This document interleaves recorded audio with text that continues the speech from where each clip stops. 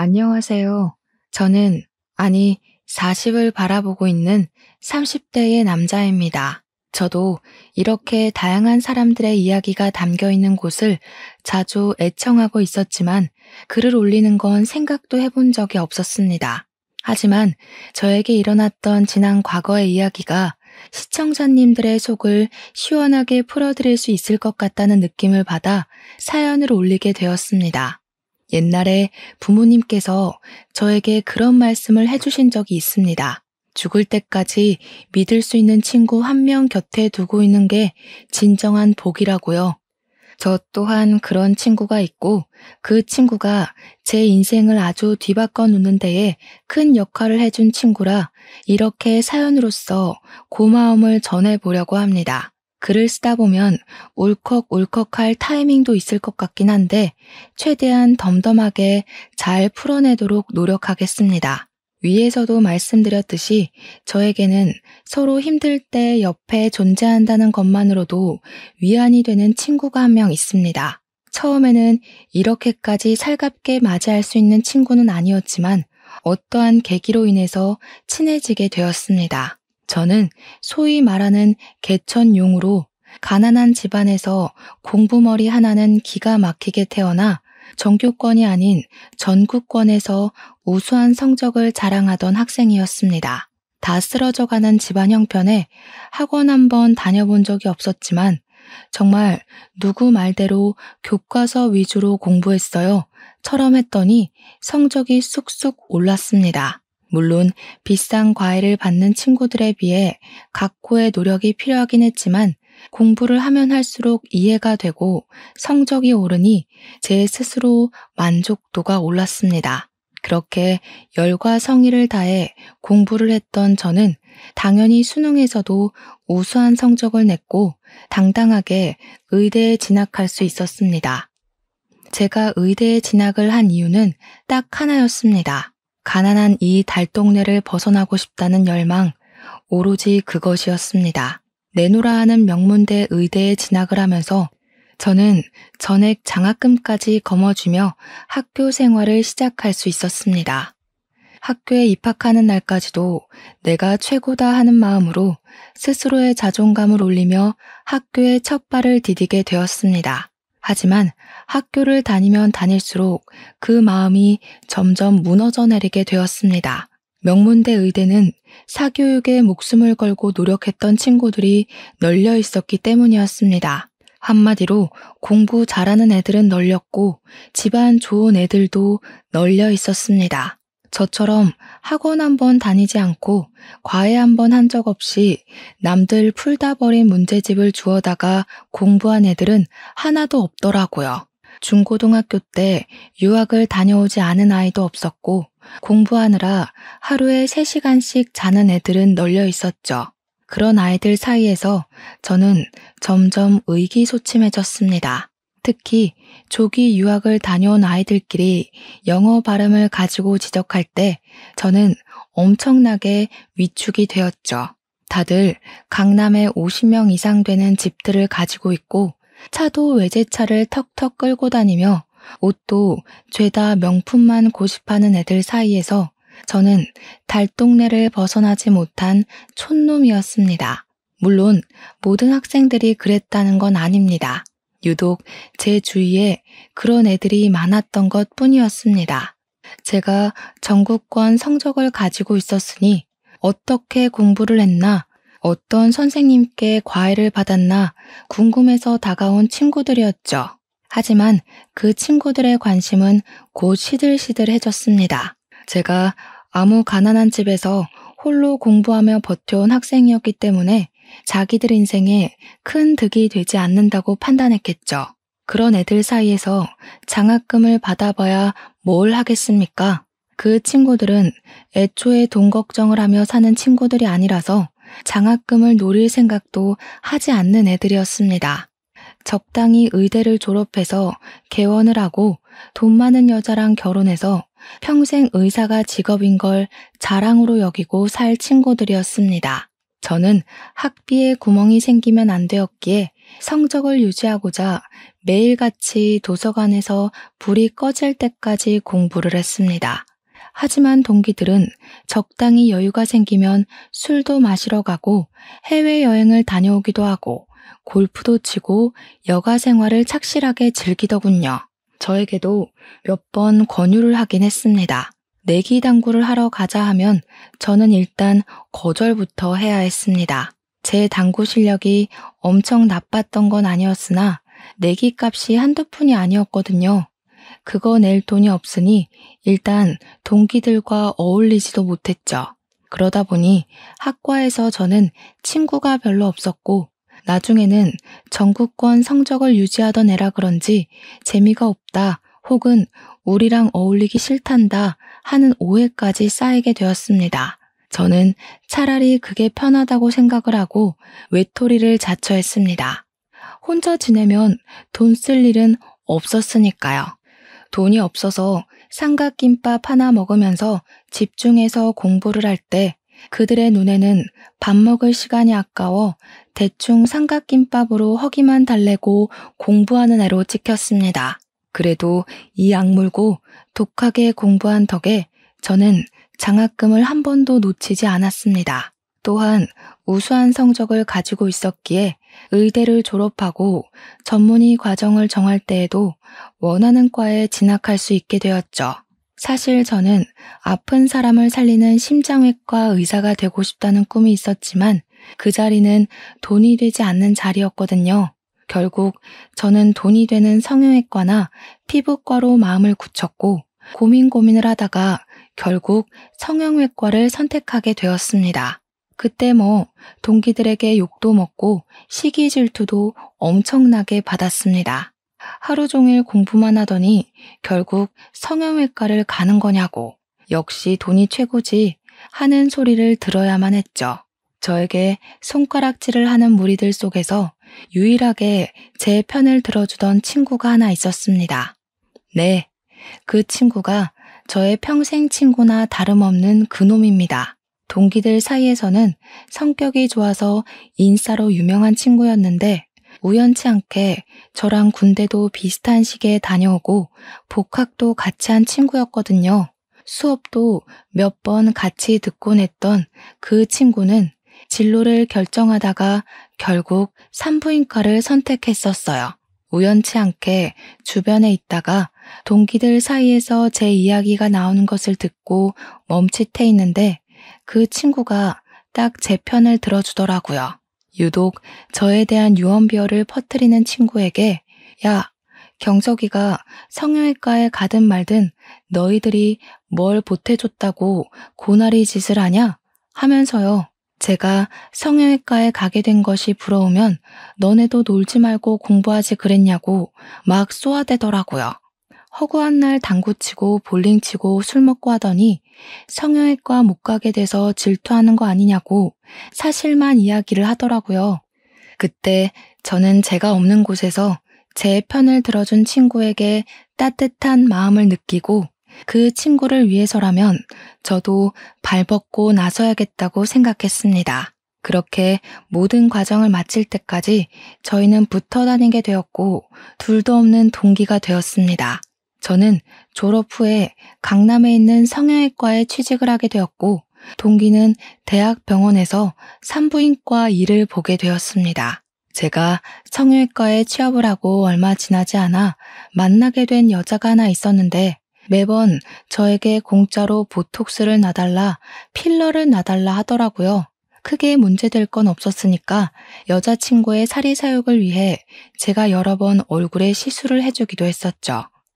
그렇게 1년을 만나다가 여자친구에게 결혼을 하자고 이야기를 했더니 저한테 그거 진심이냐고 하면서 막 깔깔 웃더라고요.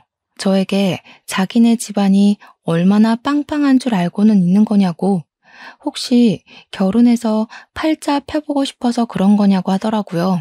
저는 단지 여자친구에게 진심으로 평생 잘해주고 싶어서 저 정도 벌면 먹고 사는 데는 문제가 없을 것 같아 미래를 함께 하자고 했을 뿐인데요. 여자친구는 자기네 집안이 탐나서 제가 욕심을 부린 줄 알더라고요. 그러더니 오빠는 개천용이라서 부담이 된다. 본가도 다 쓰러져가는 달동네라고 하지 않았냐 하면서 거절을 하더라고요. 오빠 형편에 걸맞은 사람을 만나라고 아니면 본가부터 이사를 가라고 하더라고요.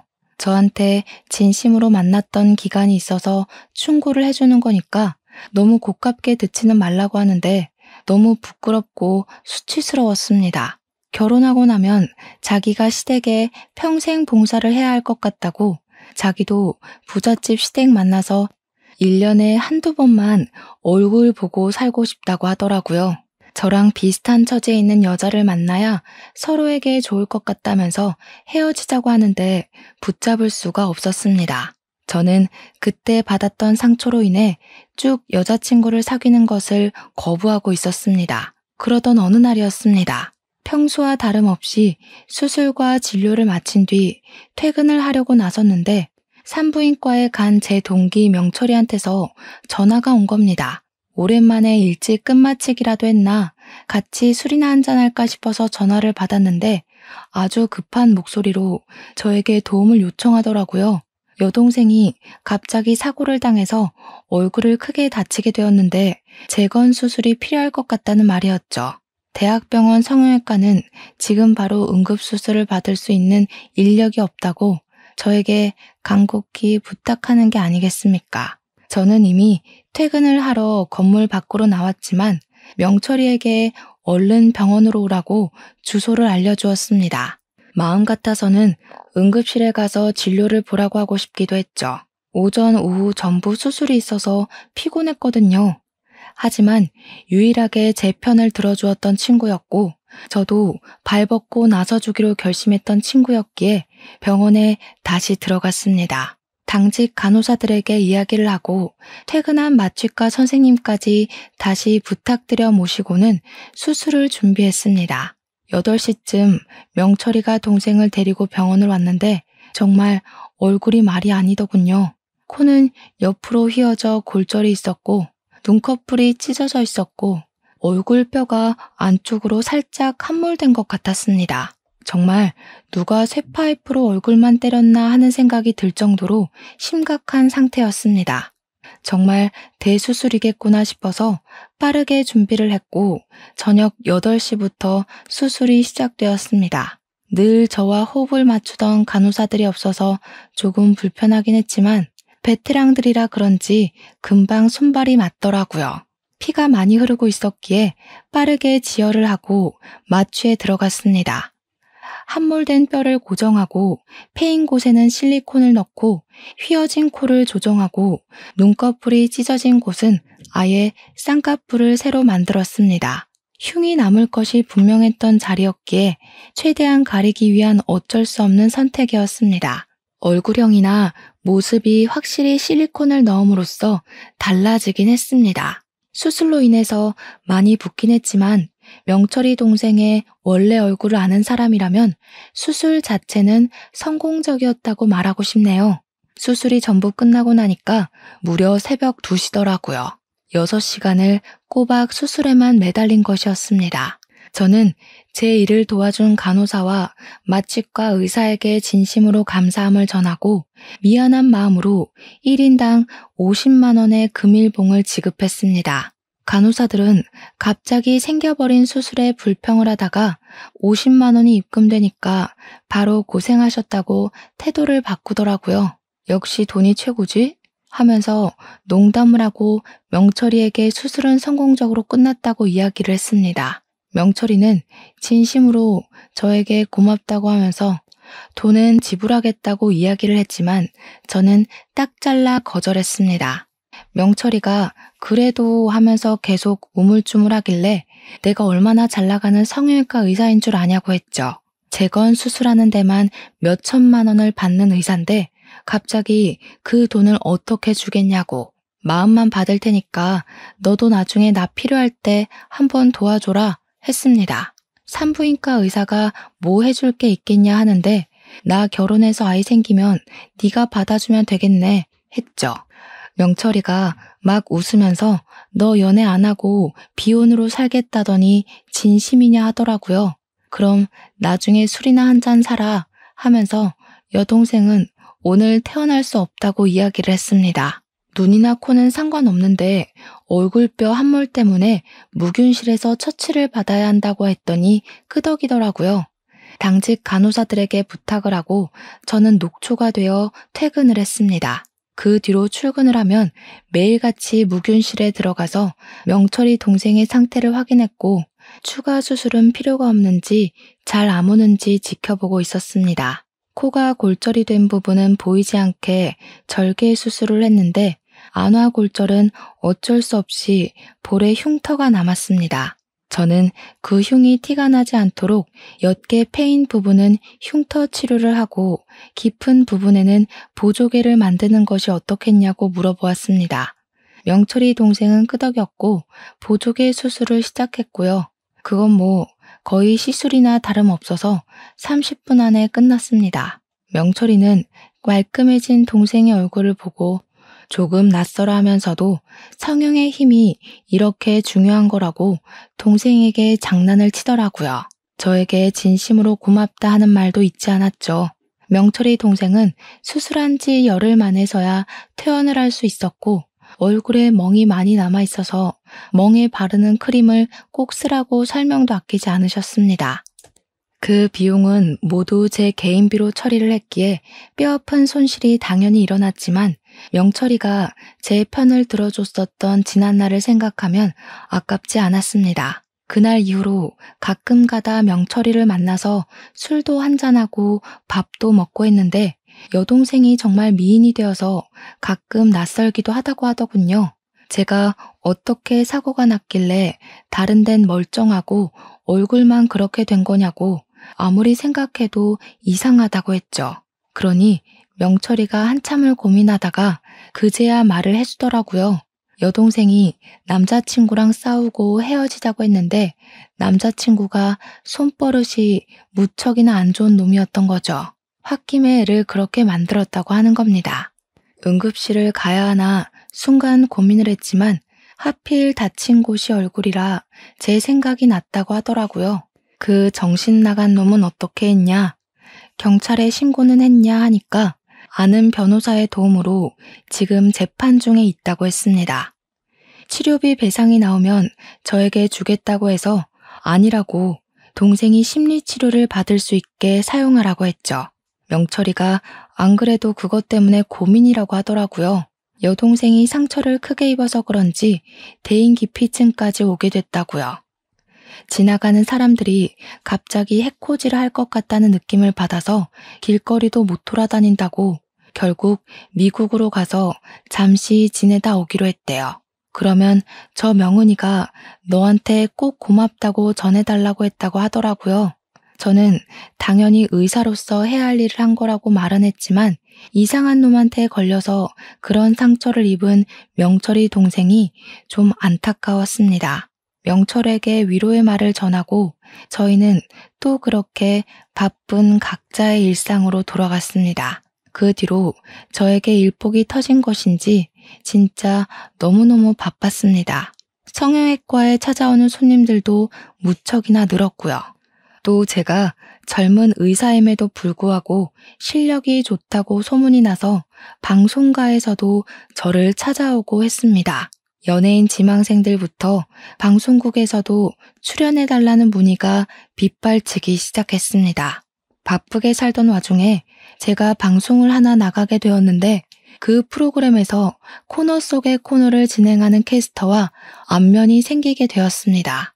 저한테 먼저 살갑게 선생님이 성형을 그렇게 잘하신다고 하던데 제 친구들도 선생님께 코 수술했더라고요. 제 코도 한번 봐주세요 하면서 다가왔습니다.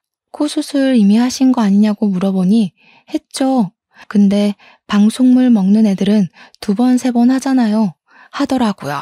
자기는 한 번밖에 안 했다면서 지방 촬영 때문에 바쁘긴 하지만 시간 내서 찾아오겠다고 하더라고요. 성격이 참 털털해 보였습니다. 그래서 연락 주고 오시라고 명함을 하나 드렸어요. 그 뒤로 연락이 왔는데 성형 얘기는 물어보지도 않고 제 개인사를 막 물어보더라고요. 원래 성형외과 의사들이 엄청난 재력가 집안 자제들이라는데 그거 루머죠? 하면서 말이죠. 그래서 제가 네, 루머예요. 저도 개천용인데요. 했더니 어머, 나 개천용 정말 좋아. 그거야말로 진짜죠. 자기 관리 잘하고 자기 일 열심히 한 사람의 증거 아니겠어요? 너무 멋있다. 그러면서 뭐 자기가 이번에는 전주에 왔는데 여기 비빔밥이 진짜 맛있다고 사진 찍어서 보내주기도 하더라고요. 어떤 날은 오늘 촬영은 산행이 있어요 하면서 산 정상에서 찍은 셀카도 보내주고 하는 게 아니겠습니까? 저한테 자주 연락하고 매력 어필도 꽤 많이 하더라고요. 처음에는 얼떨떨해서 뭐지? 하면서 넘겼는데 저도 점점 이 여자의 연락이 기다려지고 뭐 하는지 궁금하고 그러더라고요. 하루 종일 연락이 없는 날이면 핸드폰에서 시선을 떼질 못하는 저를 발견하고는 헛웃음을 짓기도 했습니다. 한 3일째 연락이 없던 어느 날 제가 궁금해서 먼저 연락을 하게 되었습니다. 성형외과에 한번 오신다더니 안 오세요? 하고 그랬더니 바로 답장이 오는 게 아니겠습니까? 뭐예요? 보고 싶다, 궁금하다, 어디서 뭐하냐, 이런 연락일 줄 알았더니 고객 유치? 이러면서 너스레를 떨더라고요. 그래서 솔직하게 말을 하게 되었습니다. 아닙니다. 궁금했습니다. 보고 싶습니다. 이렇게 남자답게 말이죠. 그랬더니 그분도 보통 성격은 아니신지 저에게 바로 오늘 데이트하자고 요청을 하시더라고요. 뭐 저희 둘이 길 가다가 알아볼 만큼의 유명인사는 아니긴 했지만 간혹 가다가 알아보는 사람들이 있긴 하더라고요. 그래서 마스크도 쓰고 모자도 눌러 쓰고 그러면서 데이트를 즐기기 시작했습니다. 저야 그냥 성형외과 의사라지만 그분은 방송인이니까 괜히 스캔들이라도 터지고 하면 그렇지 않겠습니까? 그렇게 몇 번을 밖에서 만나다가 마음이 깊어지고 연애를 시작하게 되었는데 막상 연애를 시작하고 나니까 이 사람이 얼마나 바쁜 사람인지를 알게 되었습니다. 하루 종일 연락이 되지 않을 때도 있었고 지방 촬영이 일주일에 한 번 이상은 꼭 잡히더라고요. 보고 싶을 때 볼 수 없다는 사실이 조금 슬프게 느껴지긴 했지만 그만큼 제가 이 사람을 사랑하는구나 하고 깨닫게 된 계기도 되었습니다. 전 여자친구에게 한 번 크게 대인 이후로 여자를 믿지 않게 되었었는데 이 사람은 저에게 확신을 주려고 노력하는 사람이었습니다. 연락이 바빠서 안 될 때에도 나중에 꼭 사정을 설명해주고 지방 촬영을 가게 되면 꼭 사진을 보내줘서 확인을 시켜주었습니다. 워낙 바쁜 사람이다 보니 제가 찾아가는 건 꿈도 꿀 수 없었고 이 사람이 시간이 되어야 우리 병원 근처로 찾아와서 같이 밥을 먹을 수 있었지만 그럼에도 불구하고 전부 이해를 할 수 있을 정도로 사랑하게 되었습니다. 하염없이 기다려야 하는 입장이 썩 좋지는 않았지만 어린 왕자도 그런 말을 했었잖아요. 그 사람이 도착하기 1시간 전부터 기다려지는 그 설렘이 참 행복하고 좋더라고요. 프로그램을 하나밖에 하지 않는 방송인도 이렇게나 바쁜데 그 유명한 연예인들은 얼마나 바쁜 건지 상상하기조차 어렵더라고요. 그래서 과로로 쓰러지는 사람도 많구나 하면서 하나를 더 깨닫게 되었달까요? 하루는 여자친구의 연락을 기다리고 있었는데 저희 어머니에게서 연락이 도착했습니다. 평소에 급한 일 이외에는 연락을 살갑게 하지 않았던 터라 무심하게 웬일이시냐고 물어보니 어머니께서 침울한 목소리로 본인에게 큰일이 났다고 하시는 겁니다. 놀래서 왜 그러시냐고 하니까 어머니께서 지금 병원에 와 계신데 자기가 암에 걸린 것 같다고 이야기를 하시는 겁니다. 우리 부모님께서는 충남에 내려가 지내고 계셨는데 제가 암이라는 소리에 놀라서 원장님께 말씀을 드리고 바로 충남으로 내려갔습니다. 집으로 찾아가 무슨 일이냐고 자세하게 말해달라고 하니 그제야 엉엉 우시면서 난소에 혹이 생겼다고 해서 그냥 혹인 줄 알았는데 난소암 판정을 받으셨다는 것이었습니다. 빠르게 수술을 해야 한다고 하는데 지역 근처 병원은 전부 예약이 꽉 찼다는 말을 하더래요. 거기다가 난소암 수술을 하다가 사고도 많이 난다고 무척이나 불안해하셨습니다. 이러다가 손주도 한번 못 보고 하늘나라에 가는 것 아니냐고 하시는데 그런 소리 하지 마시라고 했죠. 어머니를 안심시키기 위해 제가 의사 아니겠냐고 동기들 수소문해서 바로 알아보겠다고 했는데 명철이 생각이 딱 나더라고요. 명철이가 산부인과 의사였고 대학병원에서 일하고 있었으니까요. 바로 연락을 해서 명철이에게 너네 병원에서 진료를 좀 받을 수 있냐고 물어보니까 명철이가 저한테 결혼할 여자라도 생겼냐고 하더라고요. 축하한다면서 산전검사가 유행이니 뭐니 하길래 그게 아니라 우리 어머니께서 아프시다 말을 했습니다. 화들짝 놀라길래 난소암이라고 하는데 수술이 가능할지 모르겠다고 여기가 시골이라서 좀 알아봐 줄 수 있냐고 말했더니 바로 서울로 오라고 하더라고요. 서울에 와서 다시 한번 진단을 받아보는 게 좋을 것 같다고 해서 제가 사는 오피스텔로 부모님을 모시고 올라왔습니다. 원래 대학병원에서 진료를 받으려면 짧게는 한 달, 길게는 몇 년도 기다린다고 하더라고요. 근데 명철이가 너무나도 고맙게 본인 담당 교수님 스케줄을 변경해서 바로 예약을 잡아줬습니다. 제가 명철이에게 네가 진료를 봐줘도 되는데 라고 하니 자기는 아직 펠로우라고 수술을 하긴 하지만 그래도 권위자가 하는 게 좋지 않겠냐고 하더군요. 뭐 서울에 올라와서 CT도 찍고 피검사도 하고 여러 가지 검사를 마친 뒤 교수님을 배웠는데 저에게 지방 병원에서 난소암 3기라고 했냐고 의아한 표정으로 물으시더라고요. 그러면서 다시 보니까 1기 정도로밖에 안 보입니다. 아마 판독하다 실수가 난 것 같다고 차근차근 설명을 해주셨습니다. 수술은 바로 하고 꾸준히 항암 치료 받으시면 완치 가능성이 높으니까 겁먹지 마시라고 환자의 의지가 중요하다고 하시더라고요. 제가 감사합니다, 감사합니다 하니 교수님께서 저를 기억하신다고 하시더라고요. 경석이가 명철이네 학번 수석 아니었냐고 심장외과에 관심 있어 하더니 성형으로 갔다고 심장외과 김 교수가 아주 아쉬워했다고 하시면서요. 부모님 앞에서 수석 이야기를 꺼내주시니까 뭔가 뿌듯하더라고요. 기억해 주셔서 감사하다고 했더니 걱정하지 말고 마음만 편하게 먹으라고 스트레스 안 받아야 수술도 잘 되는 거라고 해주셨습니다. 그 뒤로 어머니께서는 바로 입원을 했고 기다림이 무색하게 정말 번갯불에 콩 구워 먹듯 수술까지 받을 수 있게 되셨습니다. 저도 의사이지만 일에서 인맥이 참 중요하다고 하는 거더라고요. 제가 정신이 없는 사이에 여자친구에게서 연락은 있었지만 한 번을 찾아오지 않았습니다. 저랑 그래도 꽤 오래 만난 사이고 우리 나이가 점차 차올라가니까 슬슬 결혼 이야기도 꺼내고 싶었거든요. 그런데 저희 어머니께서 대학병원에서 큰 수술을 한다고까지 했는데 수술에 관한 이야기도 어머니의 이야기도 꺼내지 않는 여자친구에게 좀 서운했어요.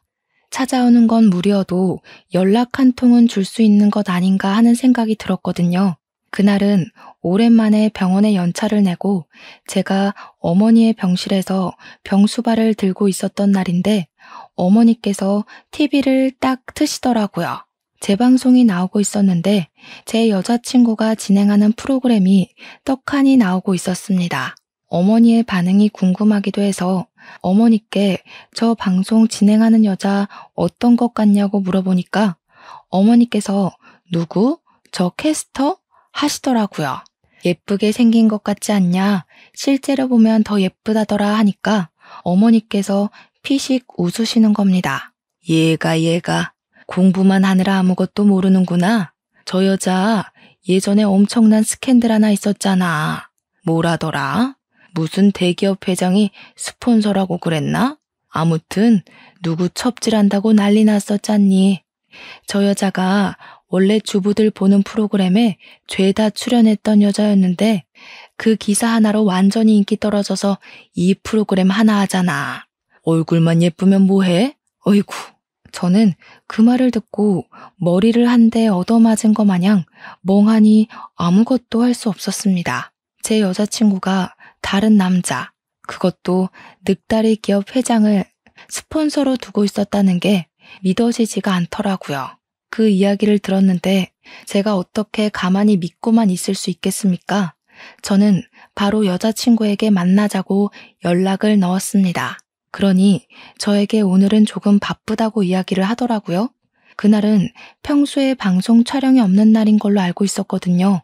그래서 오늘 일정 없는 날 아니냐고, 방송이 나오는 날에는 생방 끝나고 집에 가는 거 아니냐고 하니까 오늘은 일이 아니라 개인적인 약속이 있다고 하더라고요.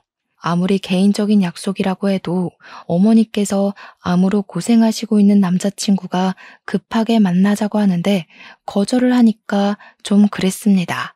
그럼 약속이 끝나면 만나자고 제가 한수 물러서 이야기를 하니 언제 끝날지 모르는 약속이라고 말을 흐리더군요.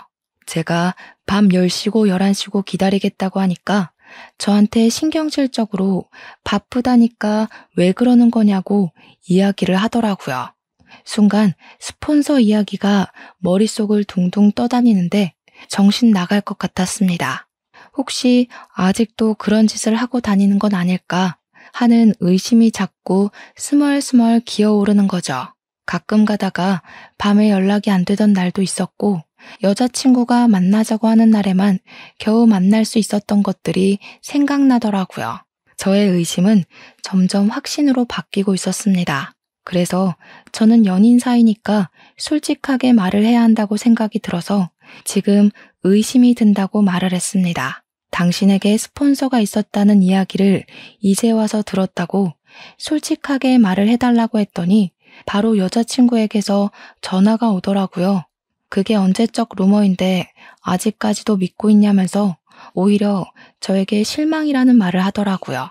솔직하게 말해달라고 그거 루머 맞냐고 다그쳤습니다. 그랬더니 지금 자기를 못 믿는 거냐면서 그 루머 때문에 방송도 다 잘리고 자기가 정말 힘들게 살았다고 하더라고요.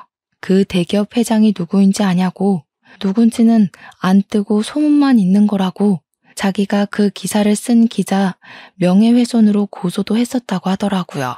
그러고는 기분 나쁘니까 나중에 연락하겠다면서 전화를 뚝 끊어버렸습니다. 저는 어머니 병실에 앉아서 그 기자가 누구인지 열심히 검색을 해보았습니다. 기사가 다 내려간 탓에 아무리 찾아도 원본 기사는 찾을 수가 없었고 기사를 쓴 기자도 누군지 찾을 수가 없었습니다. 막막하던 순간에 여자친구의 안티카페가 있을까 싶어서 검색을 해보니 딱 하나가 뜨더라고요.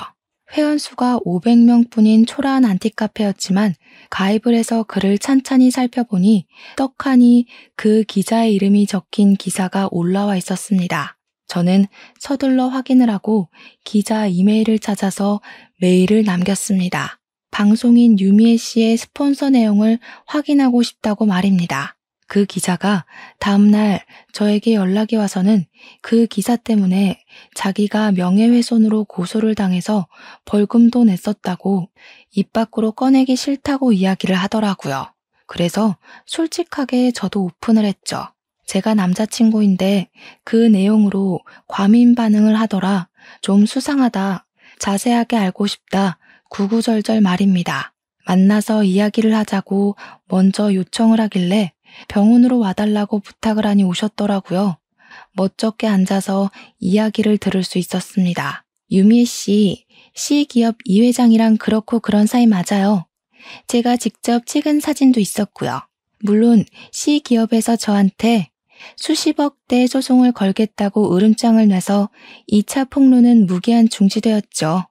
상대방은 숨기고 기사를 냈는데 명예훼손으로 그 여자가 소송을 걸 줄 알았겠습니까? 덕분에 1,000만 원이나 벌금을 냈어요. 근데 남자친구 맞아요? 왜 이런 걸 캐고 다닙니까?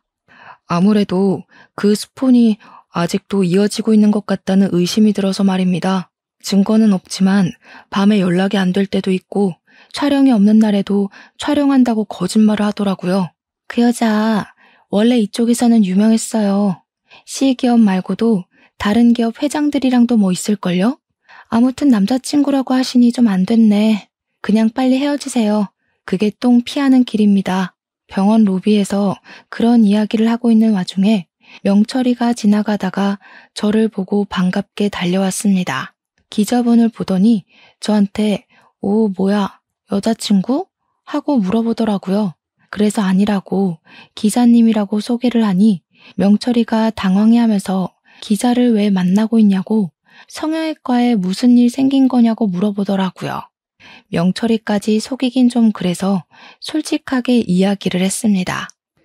사실 방송인 유미애가 내 여자친구라고 말이죠. 그랬더니 명철이가 기자를 향해서 잘 만나고 있는 커플 헤어지게 하려고 사생활을 캐는 거냐고 하더라고요. 오해가 단단히 쌓인 것 같아서 그런 거 아니라고 여자친구가 스폰서 일을 한다는 소문을 들어서 확인차 만난 거라고 했죠. 그러니 명철이가 갑자기 유미애? 유미애? 하더니 얼굴이 사색이 되더라고요. 그 표정을 보고 저도 놀라서 뭐 아는 거 있냐고 유미애랑 아는 사이냐고 물어봤더니 명철이가 저한테 이야기를 해주더라고요. 우리 동기 혜성이 있잖아. 혜성이가 몇 년 전에 산부인과를 개업했는데 거기 단골 손님이거든. 제가 명철이한테 너 아직도 혜성이랑 연락하고 지내는 거냐 하니까 명철이가 혜성이가 자기 여자친구라고 하더라고요. 졸지에 잠복 근무를 하는 형사도 아닌데 완전 무장을 하고 퇴근 시간을 맞춰 저와 명철이 그리고 기자님까지 셋이서 혜성이의 산부인과로 향했습니다.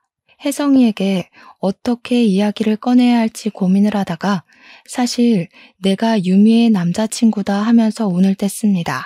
스폰서 짓을 아직도 하고 있는 듯하니 결론은 진료 기록을 보고 싶다는 말이었습니다. 그러니 혜성이가 저를 싸늘하게 바라보면서 환자 진료 기록을 제3자에게 보여주는 건 불법이라 안 된다고 하더라고요. 의사가 될 때 선수하지 않았냐고, 도대체 학교 수석이라는 놈이 눈이 멀어서 뭐하고 있냐고 하더라고요. 순간 부끄러워져서 고개를 푹 숙이고 미안하다 하고 있는데 혜성이가 그러대요. 명철이 여동생 수술해줬던 게 고마워서 그냥 친구로서 조금 흘려주는 거라고 자기한테 들었다고 하지 말라고 하더라고요. 3일 뒤 저녁 9시에 아마 우리 산부인과에 방문할 거야, 그 여자. 사람들 눈 의식해서 밤에만 찾아오거든.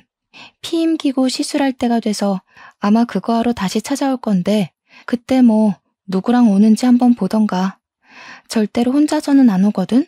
자기 돈줄이랑 오지. 저는 일부러 유미에게 연락을 넣어 3일 뒤 저녁에 뭐 하냐고 별일 없으면 같이 밥이나 먹자고 말을 했습니다. 그러자 유미애는 저에게 하필 그날 지방에 추가 촬영이 잡혀서 서울에 없을 것 같다고 다음에 밥을 먹자고 말을 하더라고요. 저는 그날 혜성이의 병원에 가기 위해서 유미애가 술을 쓰는구나 느끼게 되었습니다. 최대한 아쉬운 척하면서 그럼 나중에 서울에 오면 보자고 이야기를 했더니 지방 촬영하고 나면 힘들다고 일주일 뒤에 보자고 하더군요. 명철이에게 이야기를 들어보니까 피임 시술을 하면 며칠은 좀 쉬어야 된다고 하지 않겠습니까? 저는 이를 갈고 복수를 하기 위해 차근차근 계획을 짜기 시작했습니다. 결전의 그날이 다가오고 저는 긴장감으로 손이 미끄덩거릴 정도로 땀을 줄줄 흘렸습니다. 혜성이의 산부인과가 저녁 6시 30분이면 문을 닫기 때문에 저와 명철이 그리고 기자까지 3명은 산부인과 안에 몰래 들어와 잠복을 하고 있었습니다. 큰 병원이 아닌 개인 병원이라서 가능한 일이었습니다. 한참을 기다리고 있는데 정말 9시가 조금 넘자 유미애가 불 꺼진 산부인과에 간접등 불빛에 의지를 한 채 들어오더라고요. 명철이는 저게 유미애가 맞냐면서 긴가민가했지만 저는 한눈에 딱 알아볼 수 있었습니다.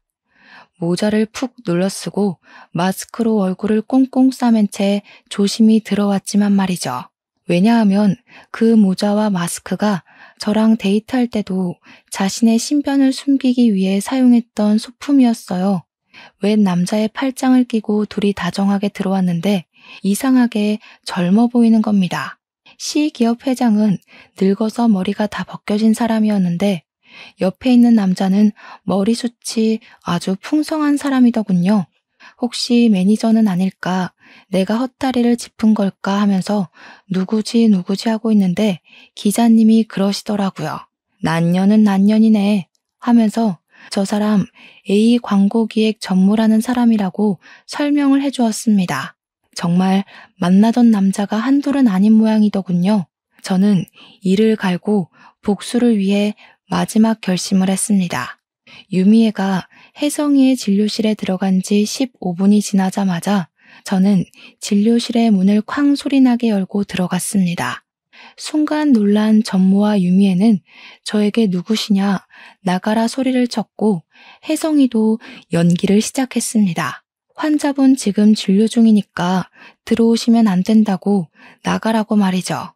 피임기구를 손에 들고 설명마저 할까요? 보통 피임 시술은 하며 일부러 이야기를 이어가는 혜성이의 말을 전무라는 사람이 끊더라고요.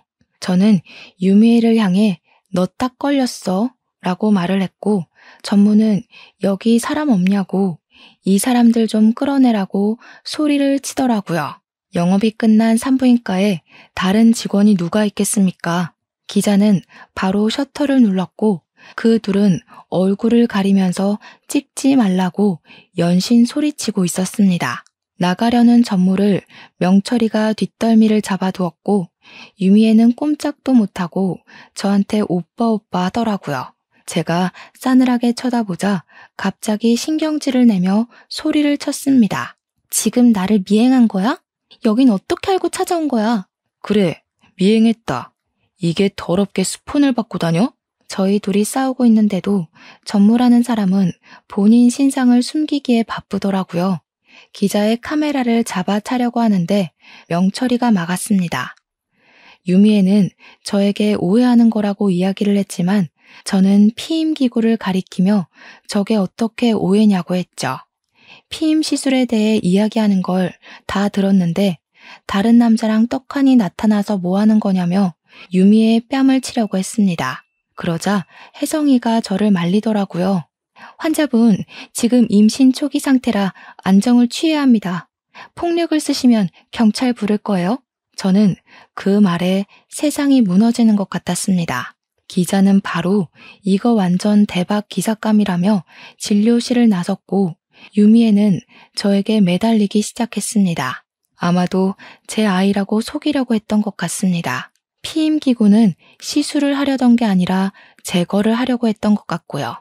그 A 광고 전무라는 사람도 유부남이었는지 저에게 돈을 주겠다며 비밀로 해달라고 기사도 쓰지 말라고 애원을 했습니다. 제가 그걸 왜 들어줘야 하는지 모르겠더라고요. 이미 기자는 기사를 쓰러 갔는데 말이죠. 기자는 명예회복을 위해서 그런 건지 모르겠지만 C기업에 연락을 넣어서 유미에게 다른 스폰서도 있고 임신도 한 사실을 알렸다고 했습니다. 제대로 이를 갈았는지 기사는 연일 특종에 올랐고 유미에는 바로 매장되었습니다. 딱 하나 하던 프로그램에서도 자취를 감추게 되었죠. 저는 당연히 헤어졌고요. 유미에는 유부남 킬러라는 별명이 생겼습니다. 그 이후로 여자에게서는 단 한 통의 연락도 오지 않았습니다. 저희 어머니는 수술이 잘 되어서 항암도 3차까지만 하면 된다는 이야기를 들었고요. 이래서 참 인연이 중요하다는 생각을 하게 되었죠. 혜성이랑 명철이도 저에게 곧 결혼을 하게 되었다면서 청첩장을 주길래 축하의 말을 아낌없이 전했습니다. 저에게 좋은 인연이 나타날 거라고 하길래 저도 당장 결혼 생각은 없지만 좋은 사람이 나타났으면 좋겠다고 했습니다. 아마 이런 일을 겪고 났으니 다음에는 더 좋은 사람 찾아갈 수 있겠죠? 여러분들도 저를 응원해 주셨으면 좋겠습니다. 제 이야기는 여기서 마치도록 하겠습니다. 감사합니다.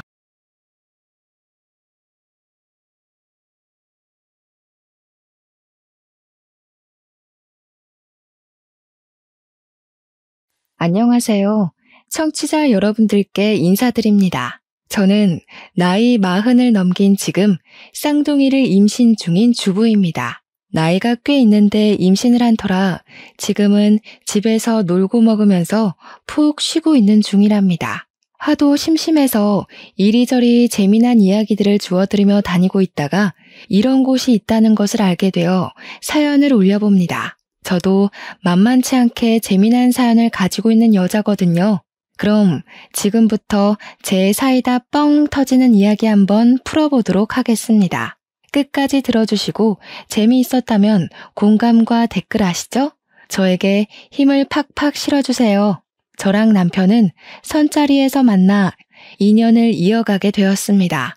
솔직히 어릴 때 선자리 하면 삭막하고 재미없고 뭔가 서로 조건만 딱딱 보고 쇼윈도 부부로 살게 될 줄 알았거든요. 근데 막상 겪어보니까 아니더라고요. 나이 40에서야 만난 남자라 그런지 서로 진중하게 탐색하고 신중에 신중을 더하긴 했지만 남들과 다름없는 연애를 시작하게 되었습니다. 남편에게는 오랜 시간 만난 여자가 있었는데 그 여자랑 헤어지고 나서 결혼 생각이 싹 사라졌었다고 하더라고요. 술 먹고 저한테 그 이야기를 털어놓는데 무려 10년이나 만난 여자라고 했어요.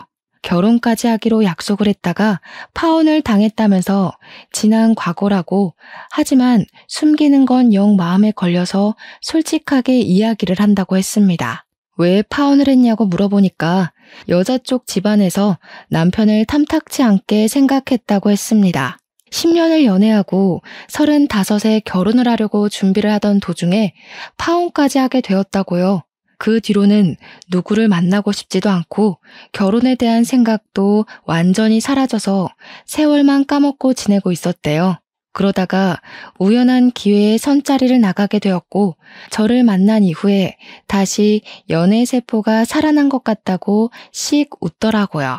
술을 먹어서 그런 건지 그런 대화가 꽤 마음에 들었고 저를 만나 연애를 하고 싶은 생각이 들었다고 하니까 기분이 은근 좋더라고요. 제 어디가 좋냐고 물어봤더니 진중하고 조용하고 차분한 성격이 마음에 들었다고 그럼에도 불구하고 불의를 참지 않고 할 말 다 하는 성격이 좋다고 하더라고요. 제 성격이 좀 헷가닥 돌아버리는 포인트에서는 참지 못하는 경향이 있어 성격 고치라는 말을 많이 들었었거든요. 근데 있는 그대로 저를 좋아해준다고 하니까 당연히 저도 마음이 갔죠. 저도 똑같이 남편한테 이야기를 해줬어요. 나도 너의 그런 성격이 참 마음에 든다고요. 저도 연애는 여러 번 해봤지만 지금 남편만큼 결혼까지 하고 싶다는 생각이 들었던 사람이 없어서 여태 결혼을 못하고 혼자 살았다고 했죠.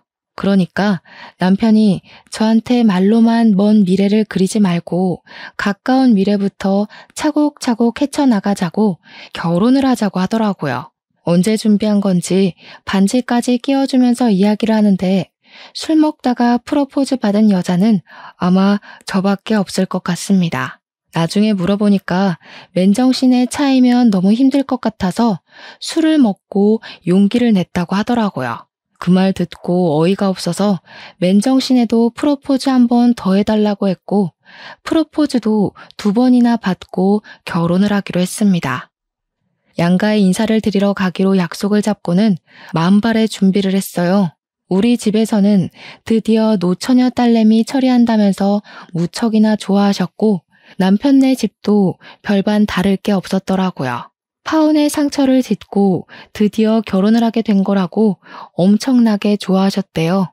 저는 외동딸이었지만 남편에게는 2번 이혼을 한 나이 차이가 조금 나는 여동생이 하나 있었어요. 나이 31에 이혼을 2번이나 했다는 게 조금 쎄한 느낌이 들긴 했지만 이혼이라는 게 요즘은 참 쉽게들 할 수 있는 거잖아요.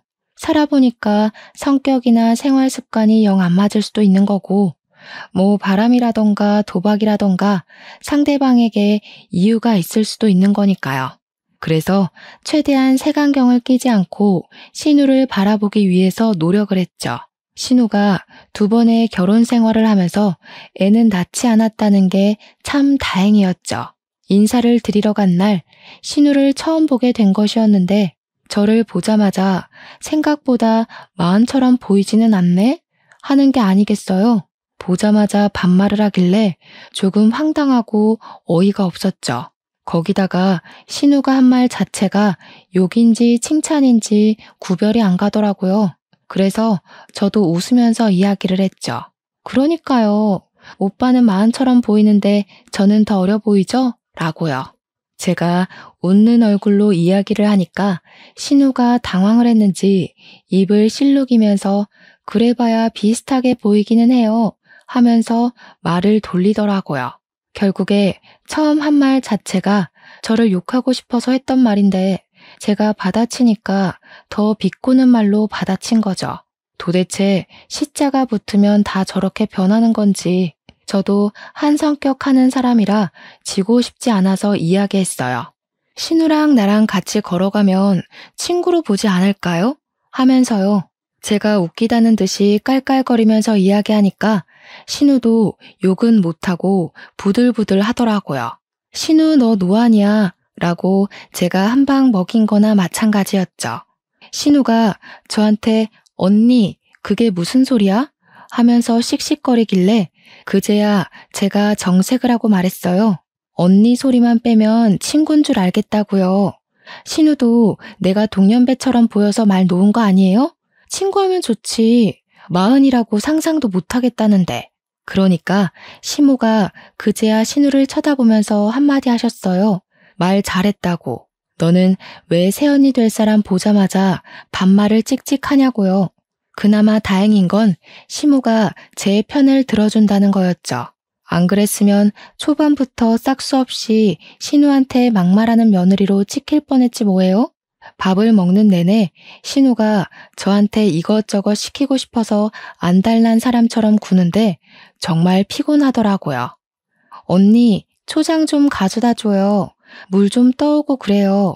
국 식은 것 같은데 다시 끓여주면 안 되나요? 하면서요. 저한테 뭐라는 줄 알아요? 어차피 결혼하고 나면 이 집안 살림에 대해 좀 알아둬야 하니까 미리 연습한다 생각하고 일을 하래요. 오죽하면 가만히 있던 남편이 신우를 째려보더라고요. 이대로 기싸움에서 밀리면 안 되겠다 싶어서 저도 받아쳤죠. 제가 실전에 강한 편이라서요. 이 집은 신우가 더 잘할 텐데 신우가 좀 해줘요.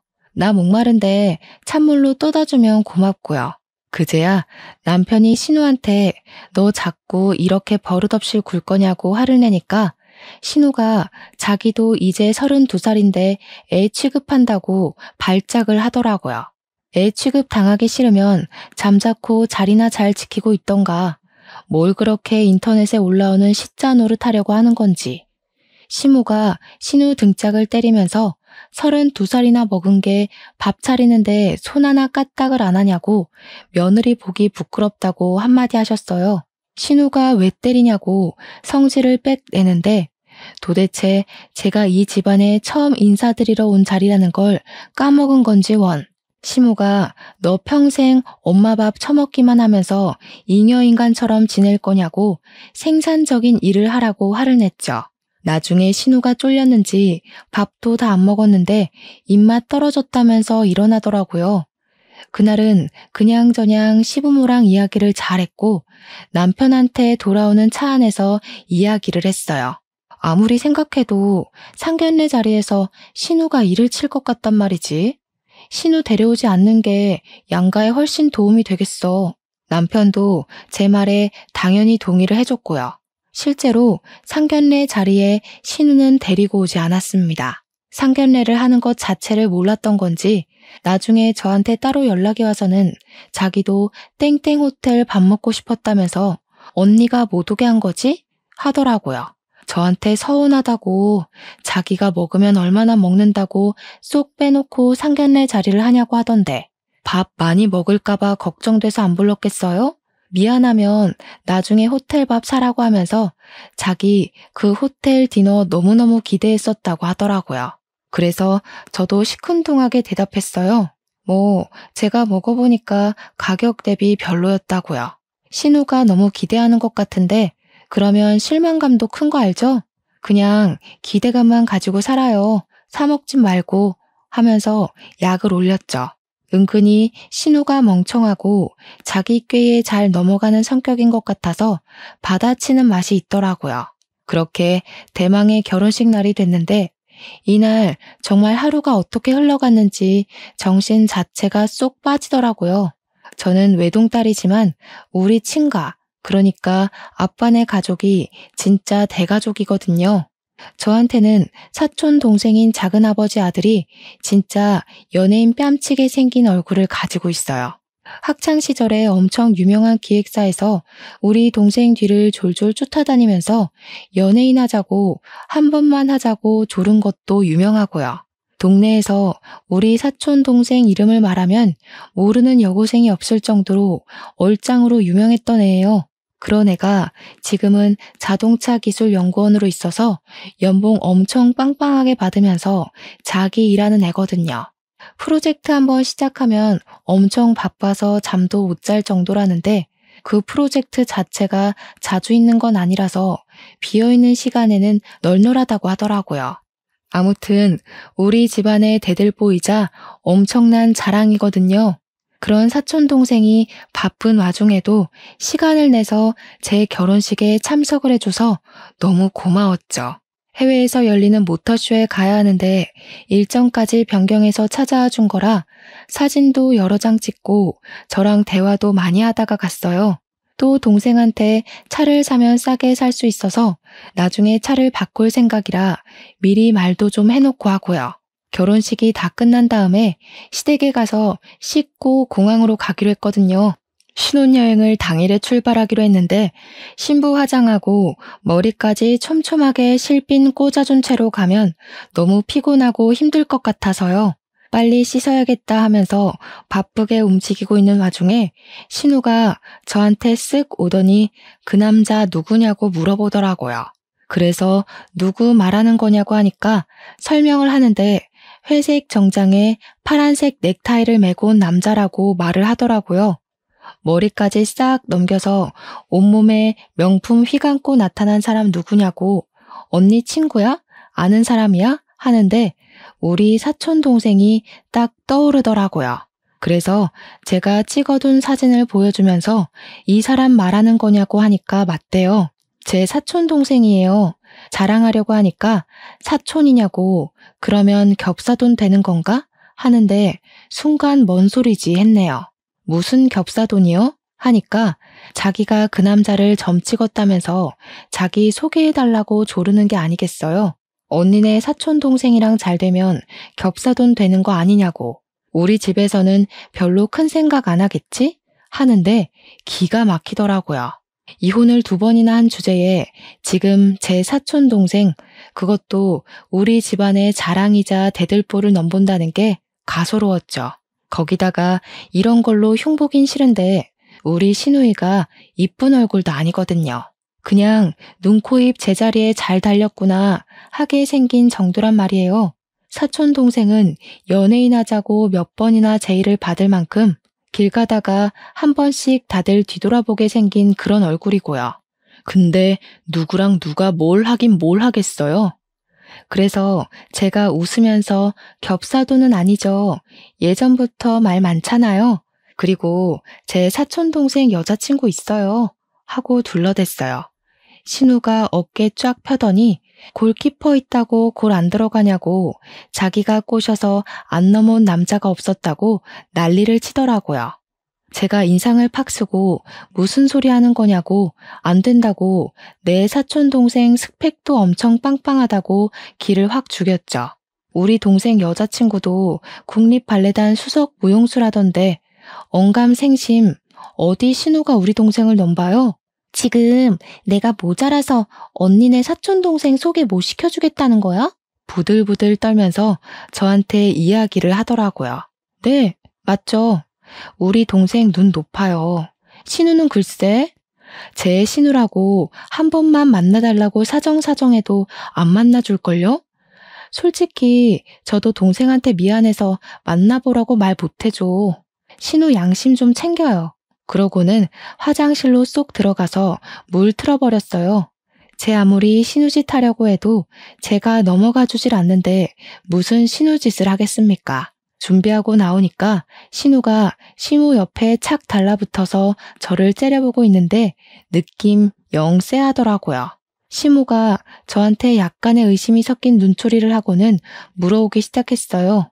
아니 아가야, 네가 얘한테 남자 눈에 못 미치는 외모라서 소개팅은 못 시켜주겠다고 한 게 진짜야? 아니, 말이 왜 이렇게까지 변형이 된 건지는 모르겠지만 제가 신우한테 우리 사촌동생 눈에 못 미치는 얼굴이라고 한 건 맞으니까 말을 했죠. 신우가 제 사촌동생을 소개해달라고 조르더라고요. 사촌동생한테 발레하는 여자친구가 있다고 설명을 해도 못 꼬실 남자가 없다고 하더라고요. 솔직히 그 정도는 아닌 것 같다. 내 사촌동생이랑 소개팅은 못 시켜주겠다고 솔직하게 이야기를 했을 뿐이에요. 그러니까 시모가 신우 등짝을 때리면서 그럼 그렇지 하시대요. 쪽팔리게 어떻게 지 올케 가족을 소개해달라고 하냐면서 제발 철 좀 들으라고 막 성질을 내셨어요. 신우가 엄마 요즘 겹사돈이 뭐가 어떠냐고 다 제 짝이 있는 거 아니겠냐고 하면서 저를 물고 늘어지는 거예요. 올케 언니도 나이 40인데 자기 짝 찾아서 시집 간 거 아니냐고요. 참, 제 나이가 어때서 요즘은 나이 50에도 출산하는 마당에 안 그래요? 제가 기가 막혀서 팔짱 끼고 있으니까 신우가 살살 저를 약올리대요. 언니, 요즘은 나이 30만 넘어가도 불임이니 난임이니 난리치는 거 알죠? 언니는 40을 넘겨가는데 하루빨리 임신부터 해야겠다. 신혼여행 가서 잘 불태우고 오세요. 치사하게 제가 사촌동생 소개해달라는 거 딱 잘났다고 임신 운운하는 거 너무 어이없지 않나요? 제가 그래서 그냥 웃으면서 또 박살을 내줬죠. 신우 말대로 나이 30만 넘어가도 불임이니 난임이니 하는데 신우도 불임 난임 조심하고 하루빨리 선봐서 결혼해요. 아, 신우는 결혼을 2번이나 했으니까 더 이상 결혼 생각 없으려나? 제가 그 말을 하니까 신우가 야! 소리치고 시모는 제가 이렇게까지 받아칠 줄 몰랐던 건지 시간 안 됐냐고 빨리 가보라고 하더라고요. 시모한테 솔직히 미안하긴 했죠. 저한테 잘해주시는데 자기 딸 욕을 대놓고 하고 있으니까요. 아무튼 남편이랑은 신혼여행길에 무사히 잘 올랐고 시커멓게 타서 올 정도로 신나게 놀았어요. 스노클링도 하고 요트 투어도 하고 야시장도 가고 하면서 여행 내내 즐거워 미칠 만큼 돌았죠. 한국 도착하자마자 친정으로 가서 사온 선물 전해드리고 시댁에도 선물 전해드리려고 방문을 했습니다. 근데 신우가 쏙 오더니 자기 선물은 없냐고 제 가방을 이리저리 뒤지는 게 아니겠어요? 저희가 신혼여행을 하와이로 다녀왔거든요. 거기서 사온 초콜릿이랑 선크림, 스킨로션 같은 화장품을 꺼내서 주니까 신우가 팍 실망을 하는 거예요. 꼴랑 이게 다냐? 하면서 자기 명품백 하나 안 사왔냐고 투정을 부리더라고요. 가방은 무슨 가방이냐고 하니까 센스가 없다면서 명품백 작은 거라도 하나 사왔어야 시댁에서 예쁨을 받지 않겠냐고 저한테 언니 거는 샀지? 뭐 샀어? 하는데 제 것도 없다고 했죠. 그런 거 살 여유가 어디 있겠냐고 하니까 신우가 저랑 남편을 빤히 보더라고요. 신우가 빤히 쳐다보고 있으면 무섭다니까요.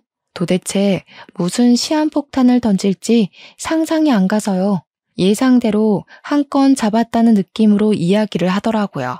아니, 부부가 자세가 덜 됐네. 왜 이렇게 시커멓게 탔어? 하루 종일 밖에서 나가 논 거야? 호텔에 콕 틀어박혀서 이세 만들 생각은 안 하고. 아니, 우리 임신 계획까지 신우가 짜줘야 하는 건 아니잖아요. 선을 넘어도 너무 넘는다는 생각이 들었죠. 남편이 신우 보고 뭘 그런 것까지 참견을 하냐고 네가 왜 이래라 저래라 하냐고 아주 발랑 까졌다고 삿대질을 했어요.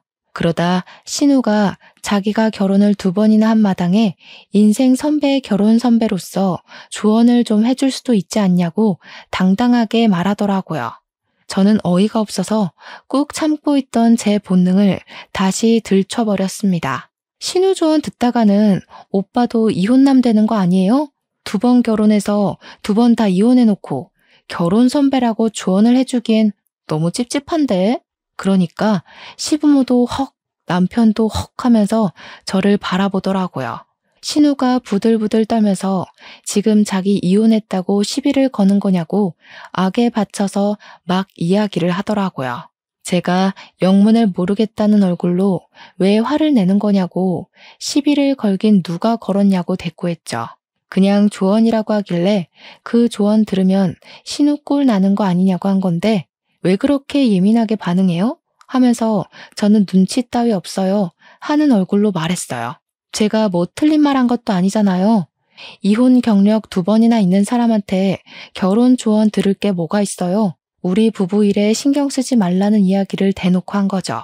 신우가 한참을 멍하니 있다가 신우한테 그래 네가 뭘 잘했다고 첫째네 부부한테 이래저래 참견을 하냐고 그냥 가만히 있으라고 했어요. 시모가 그렇게 말하니까 시부도 신우를 째려보면서 입 다물고 있으면 중간은 간다고 한 소리 했고요.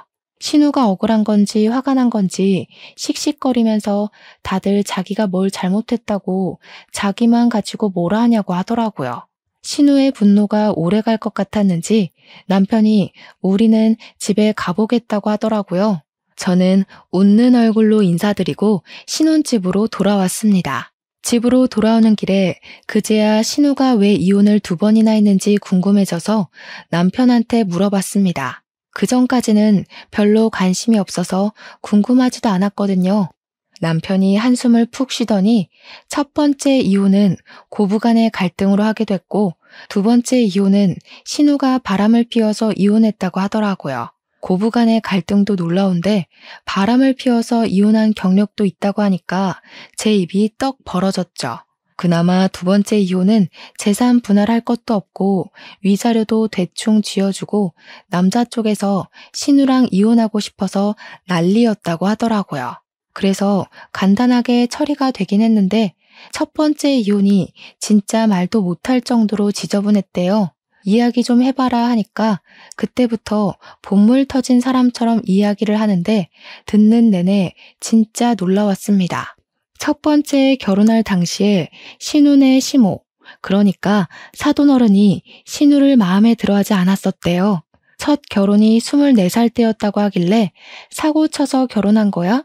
하니까 그건 아니었다고. 그 미친 것들이 그냥 같이 살고 싶다고 다짜고짜 혼인신고를 하고 나타났다는 겁니다. 진짜 상상 초월이지 않나요? 혼인신고를 떡하니 하고 나타나서는 나중에 헤어질 때 취소하면 되는 거 아니냐고 했대요. 글쎄. 혼인신고가 취소가 될 리 있겠냐고요. 구청에도 가면 떡하니 써붙어 있잖아요. 안내문이 혼인신고하고 나면 취소 안 됩니다. 하고요. 당장 집 구할 돈도 없는 24살짜리들이 어디서 뭘 먹고 살겠습니까? 신우가 결국 남자 쪽 집에 들어가서 살게 된 거죠. 당장 집에서도 숟가락 하나 식탁에 올려놓는 것도 안 하는 애가 거기 가서 뭐가 달라졌겠어요. 밥 주세요. 청소 좀 도와주세요. 용돈 주세요만 하니까 그 집 시모가 열받아서 시부모님 찾아와서 난장을 부렸대요. 어디서 저런 거지 같은 년을 낳았냐부터 시작해서 머리에 든 게 없으니까 혼인신고부터 하고 집에 쳐들어온 거 아니냐고요. 우리 시부모님도 열받아서 너네 아들은 대가리에 뭐가 들어서 혼인신고서에 도장 찍은 거냐고 개판으로 싸웠다고 하더라고요. 결론은 결혼 6개월 만에 이혼을 하게 된 건데 가정법원 가서 이혼해야 한다고 하니까 구청에 찾아가서는 고작 6개월 살았는데 취소해달라고 생떼를 부렸대요. 구청 직원한테 무슨 년 하면서 당장 취소하라고 난리를 피워서 경찰까지 출동했다지 뭐예요. 어쨌든 결혼까지 하고 이혼을 하게 된 거니까 호적에도 고스란히 남잖아요. 그거 지워달라고 신우가 또 난리를 치고 시부모고 남편이고 두 손 두 발 다 들었는데 나이 28에 2번째로 결혼을 하겠다고 남자를 또 데리고 왔더랍니다. 그래도 직장 생활 잘하고 생긴 건 못생겼지만 남자 됨됨이만 보고 결혼을 시켰대요. 심지어 신우가 이혼녀인 거 알면서도 자기가 잘 보듬어서 살아보겠다고 해서 안심을 했다는 거예요. 근데 결혼하고 2년 만에 신우가 바람이 난 거죠. 그것도 호빠에서 일하는 제비한테 푹 빠져가지고 빚까지 지면서 그 선수한테 퍼붓다가 눈덩이처럼 불어난 빚에 신우 남편이 알게 된 겁니다. 돈 한 푼 못 받고 위자료까지 물어주고 이혼을 했다는데 남자 쪽에서도 진절머리 났는지 끝까지 신우 얼굴 한 번 안 보고 이혼했대요. 재산 분할하겠다고 신우가 난리를 친 거 시부모님이 쪽팔리니까 제발 가만히 있으라고 애원을 했대요. 눈두덩이처럼 불어난 빚은 시부모님 노후 자금 털어서 갚아줬다고 하더라고요. 진짜 막장 인생 중에서도 최고급에 뽑히는 막장 인생 아닌가요? 32살 먹고도 아직도 저러고 있는 걸 보면 진짜 답이 없는 인간이구나 싶었습니다. 이쯤에서 적당히 신우가 눈치 있게 굴었으면 제가 이런 사연을 더 올릴 일도 없었겠죠. 신우는 고삐 풀린 망아지처럼 멈추지 않고 계속해서 사고를 치고 다녔습니다. 결혼하고 한 6개월쯤 지나서 오랜만에 제 사촌 동생에게서 연락이 온 거예요. 누나, 할 말이 있는데 시간 좀 괜찮아? 하면서 연락이 왔길래 괜찮다고 무슨 일 있냐고 물어봤죠. 평소에 살갑게 연락하는 동생은 아니라서 혹시 집안에 무슨 일이 있나 싶어서 걱정이 되었어요. 괜찮다고 하자마자 전화가 오길래 큰일이구나 싶어서 받았더니 저한테 갑자기 누나, 김지영이라고 알아? 누나 신우이라고 하던데 하는 겁니다. 김지영이 신우 이름이거든요. 그래서 화들짝 놀라서 네가 우리 신우 이름을 어떻게 아냐고 물어봤죠. 그러니까 자기 너무 피곤해 죽겠다면서 어떻게 좀 해보라고 하더라고요. 목소리가 진짜 잔뜩 날서 있는데 이거 일이 있어도 단단히 있구나 싶어서 저도 모르게 쫄리더라고요. 사촌 동생이 하는 말이 자기 SNS를 어떻게 검색해서 찾아왔는지 모르겠는데 쪽지를 엄청나게 보낸대요. 자기가 내 신우이라고 밝히면서 친구 신청까지 했길래 그냥 아무 생각 없이 받아줬는데 그날 이후로 쪽지로 만나자고 난리래요. 영화를 보자, 만나자, 전화해라, 보고 싶다, 술 먹자, 밥 먹자. 하루에 12통씩 보낸답니다. 쪽지를요. 사촌 동생이 연락을 씹으면 왜 읽고 싶냐, 너네 누나 시집살이 시켜주겠다, 각오해라 하면서 협박도 하고요. 하도 난리를 치길래 동생이 정색을 하고 딱 한 번 만나서 연락하지 마시라고 애인도 있고 그쪽한테 관심도 없다고 말을 했대요. 그러니까 신우가 마스카라 떡진 눈으로 눈물을 줄줄 흘리면서 그런 말을 할 거면 왜 사람 설레게 이 자리에 나왔냐고 원망을 하더랍니다. 제 사촌 동생 때문에 일이 손에 안 잡히니까 자기를 책임지라고 했다면서 막무가내로 구는데 미치겠대요.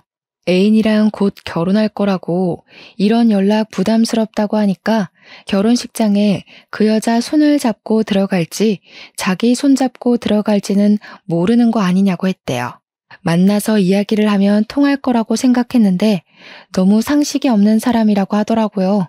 이제 더 이상 참을 수가 없는 수준이라 어쩔 수 없이 저한테 연락했다고 미안하다고 하는데 얼굴이 다 화끈거려서 죽겠더라고요. 내가 더 미안하다고 연락 다 씹어도 된다고 시집살이를 시키긴 뭘 시키냐고 했어요. 시집살이 당할 위인이 아니라고 시댁 식구들 어차피 다 내 편 들어주니까 걱정 말라고 했더니 알겠대요. 다 차단하고 앞으로는 대꾸 안 해줄 거라고 누나 신경 쓰게 해서 미안해 하는데 정말 눈물이 날 것 같았어요. 쪽팔려서요. 집에 와서 남편 만나자마자 쪼르르 다 고자질을 했죠. 진짜 쪽팔려서 못 살겠다고 신우 도대체 왜 그러냐고 하니까 남편도 얼굴 불그락 푸르락 해져가지고 당장 그거 잡으러 시댁 간다고 옷을 입더라고요. 그래서 저도 따라 나섰죠. 할 말은 해야 하니까요. 시댁에 연락도 없이 찾아가니까 시부모님이 놀래서 무슨 일로 왔냐고 이 시간에 웬일이냐고 하시더라고요. 신우가 사고 칠 때마다 연락 없이 사람들이 이렇게 찾아와서 난리를 치니 거의 노이로제가 있다고 가슴을 쓸어내리시더라고요. 남편이 김지영 어딨어? 하니까 시부모님이 아니 또 무슨 일이야 하고 있고 신우는 자다 깨서 뭐야 하면서 나오더라고요. 그래서 제가 이야기를 먼저 꺼냈죠. 도대체 내 사촌 동생 SNS는 어떻게 찾아서 그 난리를 친 거냐고요. 그러니까 신우가 인상 팍 쓰면서 사내 새끼가 그 사이에 그걸 또 일렀어? 하는 겁니다. 저한테 머리 벅벅 긁으면서 언니 SNS 계정 친구 목록 하나하나 뒤지니까 나오던데? 라고 대꾸하는데 소름이 돋더라고요. 친구가 한두 명도 아니고 몇백 명의 SNS를 다 뒤졌다는 거잖아요. 제가 분명 제 사촌 동생한테 애인도 있다고 했고 신우가 넘볼 깜냥도 아니라고 했는데 왜 사람 피곤하게 그런 짓을 하고 그래요? 언니, 그 남자도 나한테 관심 있어 보였다니까. 그러니까 내가 만나자고 하는 자리에 덥석 나보러 나온 거 아니겠어? 관심 있어서 나간 게 아니라 스토커 짓 좀 그만하라고 부탁하려고 나간 거라면서요. 신우가 그 와중에 나 시집살이 시킬 거라고 각오하라고 협박해서 억지로 나간 거라던데요. 그 이야기하니까 시무가 놀래서 너 정신 나간 거 아니야? 사돈 댁 어떻게 보라고 그런 짓을 해? 하면서 소리쳤어요. 신우가 자기 차단당했으니까 앞으로 그럴 일 없다고 씩씩거리는데 일은 다 벌려놓고 이제 와서 연락을 안 한다는 게 진짜 무슨 개소리인지. 남편이 정색하고 앞으로 2번 다시는 그딴 허튼 짓 하지 말라고 자기가 처가댁에 쪽이 팔려서 얼굴을 들고 다닐 수가 없다고 했죠.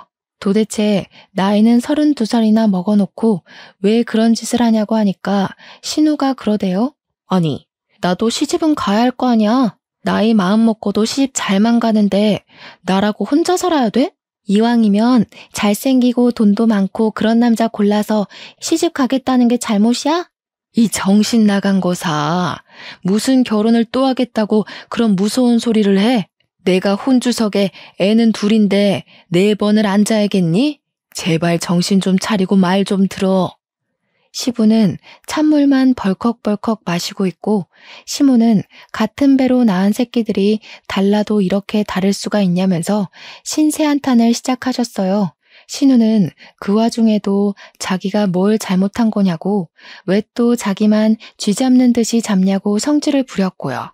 어차피 올케 언니는 자궁이 늙어서 애도 못 가질 게 뻔한데 손주 보려면 내가 시집을 가야 하지 않겠어? 여기서 제일 가망성 있는 게 나야. 왜 그걸 몰라? 제가 진짜 기가 막히고 코가 막혀서 원. 남편이 머리채 쥐어 뜯으려는 걸 제가 말렸어요. 너 그딴 개소리 한 번만 더 하면 머리를 아주 빡빡 밀어버릴 거야. 알겠어? 그 말을 뒤로 하고 제가 억지로 남편을 끌고 시댁에서 나왔습니다. 그날 이후로 사촌 동생도 더 이상 신우한테서 연락 온 곳 없다고 하더라고요. 다시 평온한 일상으로 돌아갔다고 생각했죠.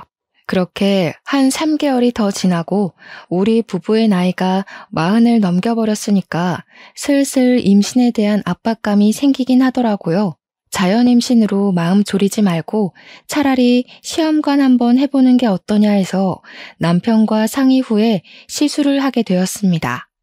보통은 여러 회차 진행을 해야 한다고 하던데 저희 부부는 운이 좋게 1차 만에 바로 성공을 하게 되었어요. 한 번에 성공한 것도 축복인데 쌍둥이를 임신하게 되어서 정말 기뻤습니다. 그래도 노산이긴 하니까 병원에서도 조심해야 된다고 보통은 초반에 유산이 되는 경우가 많다고 하더라고요. 시댁에 바로 알릴까 말까 고민하다가 병원에서도 바로 이야기했다가 아픔을 겪게 될 수도 있으니 안정기 돼서 이야기를 하라고 했어요. 의사 선생님도 그렇게 말씀하시니까 남편과 저는 12주가 되면 이야기하자 싶었죠. 때마침 시댁에서 좋은 고기가 들어왔다고 고기 구워 먹고 기력 보충이나 하자고 하셔서 시댁으로 갔습니다. 시댁에 도착하자마자 신우가 저를 보면서 살살 비꼬더라고요. 올케 언니는 좋겠네. 좋은 거 생기면 나눠주는 시부모가 있어서. 그러더니 집게랑 가위를 저한테 턱 주면서 공짜밥 먹으면서 고기라도 굽지 하는 겁니다. 남편은 제가 임신하고 있다는 걸 알아서 저 일하지 말라고 자기가 하겠다고 나섰어요. 그러니까 신우가 집에서도 오빠가 집안일 다 하는 거 아니냐면서 호들갑을 막 떠는 게 아니겠어요? 우리 오빠 뭐야? 집에서는 손 하나 까딱도 안 했으면서 결혼했다고 집안일 다 하는 거야? 밥도 하고 청소도 하고 쓰레기도 버리고 그러는 거야? 혹시 빨래도 오빠가 해? 남편이 그런 신우의 도발에 넘어가지 않겠다고 결심한 건지 시큰둥하게 이야기를 하더라고요. 왜 당연한 소리를 아무렇지도 않게 하고 있어? 요즘 집안일에 여자 남자가 어딨어? 시간 되는 사람이 하는 거지. 너처럼 손 하나 까딱 안 하는 여자도 있는데 집안일 하는 남자 있으면 큰일 나는 거냐? 알면 너도 집에서 누워만 있지 말고 일을 좀 하지. 그랬더니 신우가 입을 삐죽이더라고요. 아마 집안일을 빌미로 시부모든 남편이든 저한테 한 소리 해줄 거라고 생각했던 모양이죠. 이렇게 요즘 트렌드를 몰라서야 되겠냐고요. 그러더니 저한테 언니 하면서 오빠 방에 가면 오빠 어린 시절 앨범이 있다고 그거 같이 구경하자고 하더라고요. 저한테 결코 살갑게 굴 사람이 아닌데 굳이 오빠 방에 가서 사진을 보자고 하니까 꿍꿍이가 있구나 싶긴 했죠. 근데 그거 아세요? 남편의 어린 시절 앨범이라고 하니까 너무너무 궁금해서 다음에 몰래 와서 봐도 되는데 당장 보고 싶은 마음이요. 앨범 구경하고 싶어서 신우 뒤따라서 냉큼 남편 방으로 들어갔죠. 앨범을 막 열심히 보여주면서 설명까지 덧붙여서 해주더라고요. 이거는 오빠가 밀가루를 쏟아서 어쩌고저쩌고 하면서 남편의 어린 시절 사진을 보고 있었죠. 볼이 어찌나 포동포동하던지 우리 아기들이 태어나면 이런 모습이겠구나 싶어서 감회가 새로웠습니다. 그런데 신우가 딱 본론을 꺼내더군요. 오빠한테 오래 만났던 여자친구 있었던 거 아시죠? 그 언니가 오빠보다 4살 연하였었는데 주말마다 우리 집 와서 며느리 노릇했었어요. 이 방에서 오빠랑 같이 놀다가 자고 가고. 솔직히 나는 그 언니가 우리 집 식구 될 줄 알았지. 아, 들어서 알고 있어요. 10년인가 만났다고 하던데요. 어머, 언니 되게 너그러운 사람이구나? 나라면 싫었을 것 같은데. 솔직히 애가 생겼어도 10명은 생기고도 남았지. 나는 그 언니 진짜 좋아했거든요. 예쁘고 착하고 집안도 좋고. 그 말을 살랑살랑 웃으면서 하는데 이거 나 열받으라고 하는 소리구나 싶었습니다. 그래서 저도 펀치를 한 방 먹이기로 했죠. 저라고 그런 사람 없었겠어요? 저도 결혼까지 갔다가 파혼한 남자 있어요. 다들 과거가 있는 거죠. 혹시 알아요? 그 사람이랑 결혼했으면 저도 애가 10명이나 있었을지. 신우가 어색하게 웃으면서 아, 그래요? 하고 방 밖으로 쏙 나가더라고요. 저는 앨범 구경하다가 고기 먹자는 소리에 거실에 나와서 남편이 구워주는 소고기를 맛있게 먹고 있었죠. 근데 시모가 갑자기 제 눈치를 쓱 보더니 우물쭈물하면서 물어보는 거예요. 내가 뭐라 하는 건 아니고 순수하게 궁금해서 물어보는 건데 우리 며느리 진짜로 파혼한 남자가 있었어? 신우가 왜 말 끝나기 무섭게 나가나 했더니 시모한테 고자질을 하려고 나간 거더라고요. 신우를 쓱 보니까 아주 의기양양해서 너도 어디 한번 당해봐라 하는 표정을 짓고 있던데 저는 아무것도 모르는 척 네? 하고 대꾸를 했죠. 우리 남편도 처음 듣는 이야기인데 무슨 소리야? 하면서 관심을 주었고요. 남편이 모르는 이야기라고 하니까 신우가 더 신이 나는 것 같더라고요. 어머, 언니, 오빠한테는 말 안 했어요? 언니 결혼할 뻔하다가 파혼한 거? 뭐야, 이거 사기 결혼 아니야? 첫째는 몰랐어? 아니, 말을 왜 안 했다니? 그럼 그거 진짜야? 진짜 파혼했다는 거야? 아니, 신우가 저한테 저 방에서 거의 살다시피 했던 전 여자친구가 있다길래 호적만 정리 안 했지 며느리였다고 하던데요. 애가 있었으면 10명도 있었을 거라고. 저는 당연히 농담인 줄 알고 저도 장난친 건데. 뭐야, 진짜예요? 제가 완전 얼굴에 표정 싹 지우고 이야기하니까 신우 얼굴이 팍 썩어가고 시모도 화들짝 놀라고 남편은 열받아서 부들부들 떨었어요. 저는 계속 전 이런 거 몰라요 하는 표정으로 이야기를 했죠. 저는 신우가 당연히 농담하는 건 줄 알고 저도 장난으로 받아친 거였는데, 여보, 당신 정말 저 방에서 전 여자친구랑 먹고 자고 하면서 동거했던 거야? 시부모님도 다 알고 받아주신 거고요. 신우는 무슨 생각으로 저한테 그 말을 한 거예요? 그러니까 남편이 완전 얼굴 새빨개져가지고 신우한테 버럭하는 거예요. 저 망할개 집애가 지 오빠 이혼시키려고 작정을 했지? 시무랑 시부도 놀래서 정신 나간 거 아니냐고, 왜 할 말 못할 말을 구별을 못하고 그런 이야기를 하냐고 난리가 났죠. 신우는 아니 언니가 다 안다고 진짜처럼 이야기하지 않았냐고 제 탓을 하고요. 저는 당연히 농담인 줄 알고 맞장구 친 거죠. 10년 사귄 여자친구 있었던 거야 당연히 알고 있었고요. 이 집에서 살다시피 했다는 건 상상도 못했네요. 헤어진 것도 그쪽 집에서 반대한 거라고 하길래 그냥 그런가 보다 했었는데. 아이고 며느리야, 내가 다 미안하다.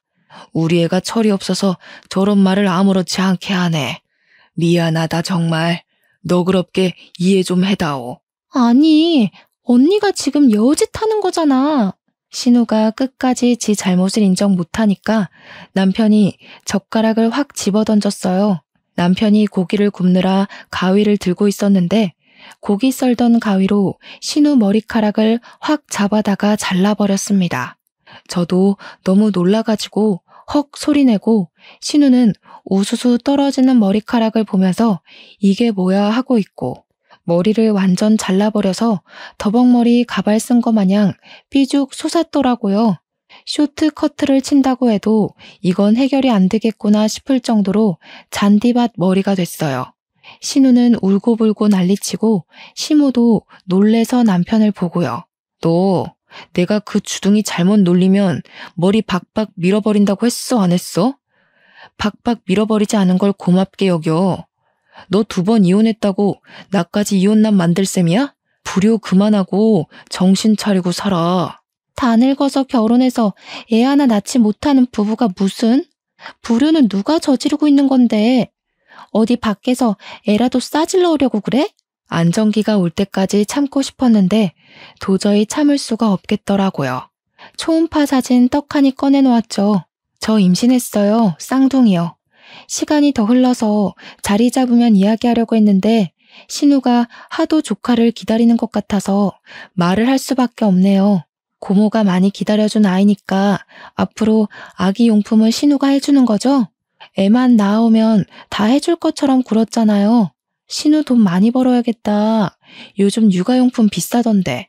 시부모님이 초음파 사진 보자마자 경사 났다고 너무 축하한다고 난리가 났어요. 신우는 제가 임신했다는 것 자체가 충격이었는지 아니면 머리가 잘려서 사고 회로가 정지한 건지 멍하니 있더라고요. 남편은 신우한테 철 좀 들으라고 잔소리하고요. 그 뒤로 어떻게 됐냐고요? 신우는 그날 이후로 저한테 시비는커녕 접근도 못하고 완전 쭈구리처럼 살고 있죠 뭐. 저한테 가까이 오려고만 하면 시부모님이 필사적으로 막아주시고 있거든요. 머리는 스포츠 머리처럼 댕강 잘라버려서 쪽팔리다고 밖에도 못 나가고 방 안에 틀어박혀 있더라고요. 저는 임신 16주를 막 넘겼고 사이좋게 아들 하나 딸 하나 쌍둥이 성별을 알게 되어서 양손에 떡을 쥐었다고 칭찬받고 있어요. 시댁에서도 더욱 예쁨 받고 친정에서도 손에 물 한 방울 묻히지 말라고 하시고요. 복덩이라고 양가에서 예쁨 받으니까 기분이 너무 좋네요. 이래서 사람이 마음을 곱게 쓰고 살아야 하는 거 아닐까요? 제 이야기 어떠셨나요? 사이다 제대로 마신 기분이 드시나요? 앞으로 시자 노릇하려는 모든 사람들을 현명하게 퇴치하시길 바라면서 제 사연을 마무리하도록 하겠습니다. 감사합니다.